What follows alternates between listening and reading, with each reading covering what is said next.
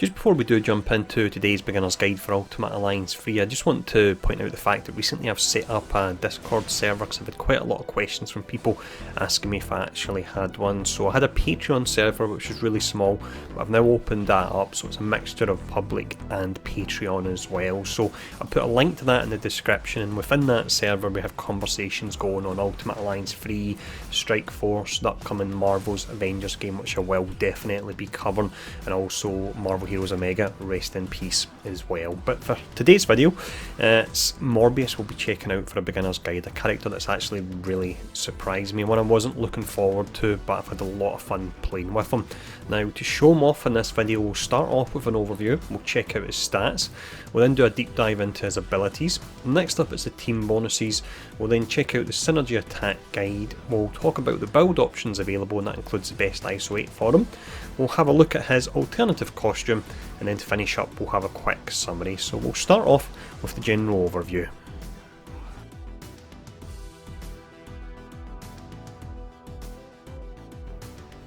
Morbius then is a very unique character in that he's currently the only character in the game that can actually self-buff and also debuff characters as well. So if you can have both of them running at the same time, the damage that he can put out can be pretty exceptional. Now, when we look at his tags, if you want to run him full piercing, you're able to do that because 3 of his abilities actually have that tag. The one that doesn't have it is the debuff ability. So again, damage wise, you can push the numbers really high via equipping piercing ISOs, and we'll talk about that later on in the video. His hero traits are Flight and Healing Factor. Flight, of course, is useful for certain levels, getting through them quickly. His Healing Factor is actually broke at the moment, it's not working at all, so hopefully that will be fixed with a future patch. When we look at his stats, they are pretty average, but all the other parts of his kit really does pull it up. His strength is B, that's nice because it works with piercing. Vitality is a C, mastery is a D, resilience is a D, and durability is a D, so he really does miss that healing factor a little bit. Fingers crossed they fix it sooner rather than later. And then finally, his energy is a B there. So that's the overview. Let's now have a more in-depth look at his abilities.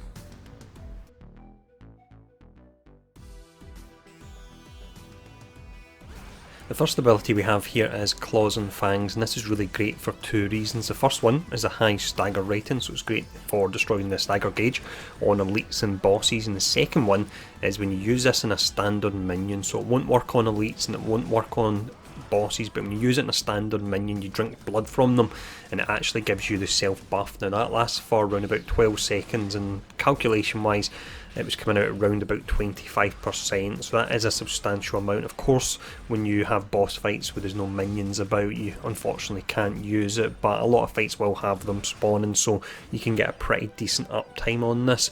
Now, alongside this buff, you can actually get this when you cast your ultimate as well, and it appears to be the same damage and the same uptime, so it's just something to bear in mind there.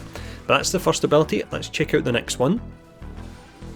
The next ability we have here is Vicious Vamp. Now if you've played Wolverine, this is essentially the same abilities he has. Now with this you can actually spam it and you can hit the button quickly, but I find you don't do as much damage.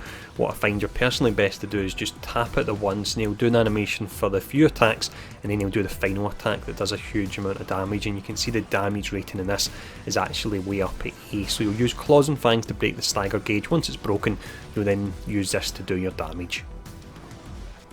The next ability we have here is Hypnotic Gaze. Now this particular one is your debuff ability, so when you cast this you'll get a strange glow around minions. It actually works on elites and bosses as well. You won't get the glow, but you'll see the red visual of the lines going up and down in the character, and that actually signifies they've got the debuffs. This lasts for around about 12 seconds, and calculation wise, again it's hard to tell without specific tooltips, but calculation wise this was coming out at around about 20%, so if you can use Claws and Fangs and then Hypnotic Gaze, you could be looking at a 45% damage increase, so it really is pretty substantial there.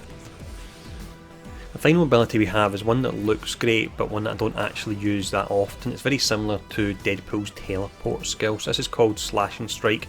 Generally I'll just really use this as a gap closer, or if I want to show off and look pretty awesome then I'll use it to take out just regular minions. So that is all the abilities. So just to run over roughly what you'll be doing with them. So you'll be opening up with Claws or Fangs on one of the lower level minions to get your buff. From there you cast Hypnotic Gaze, and bear in mind it works on elites and bosses, and then you'll start wailing away on them with Vicious Vamp, and you'll do a huge amount of damage as a result of that.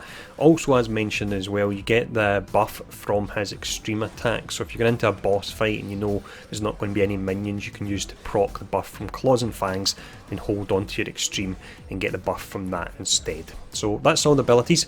Let's have a look at the team bonuses now.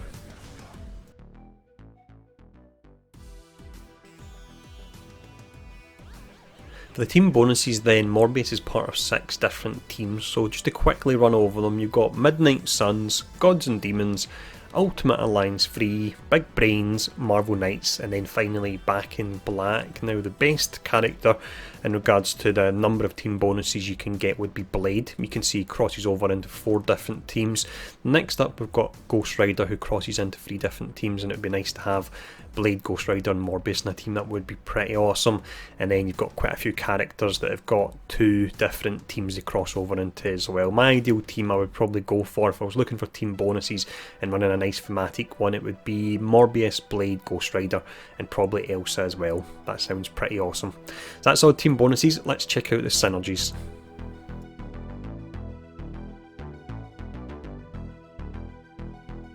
So one of the downsides of Morbius is the low number of synergy attacks he's actually able to do. He's in the bottom 10 in regards to characters in the game, and he only has 2 synergy traits. It's Charge and Barrage, and they don't proc a great amount of synergy attacks.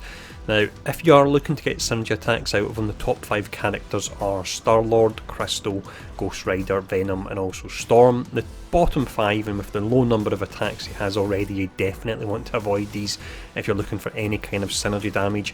It's Spider-Man, Psylocke, Deadpool, Thanos and once again Scarlet Witch there. So that's all the synergy attacks. Let's have a look at the build option that's available.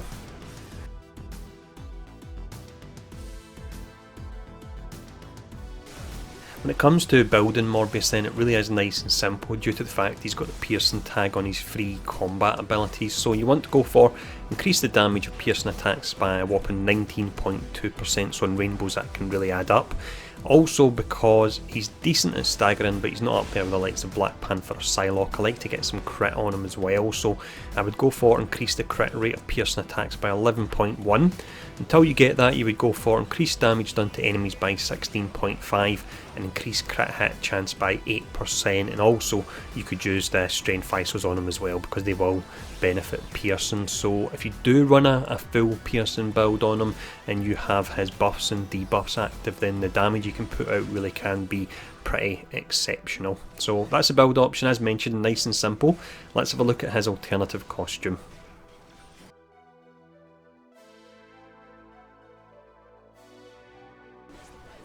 At the moment then, the alternative costume for Morbius is just the simple recolouring here, and to be honest it doesn't really look much different from the base costume. It's actually probably the hardest costume to unlock in the game, or one of the hardest, because it's locked behind a 120 level gauntlet. It's actually the final one where you need to do 10 different stages. It's a huge amount of bosses you need to work through.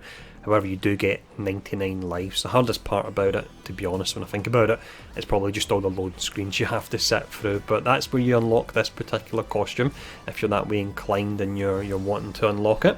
So let's just finish up now with a quick summary.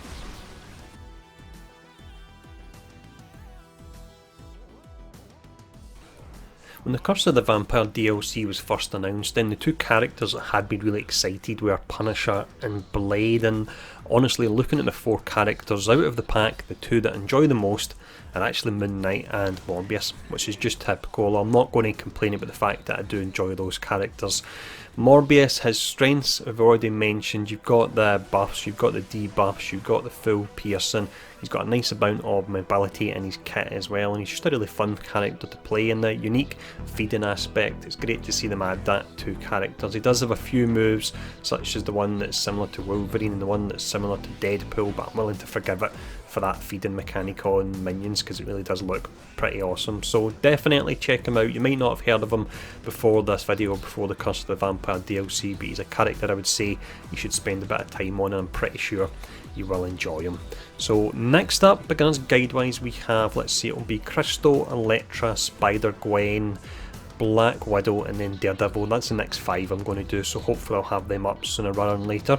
If you enjoyed the video, take the time to hit the like button, the share button, and leave a comment below in regards to Morbius and if you've been playing him, what you think of him. And once again, just to mention the Discord server that I've just set up, there's a link to that in the description below. But thanks for tuning in for this. I'll see you all again soon.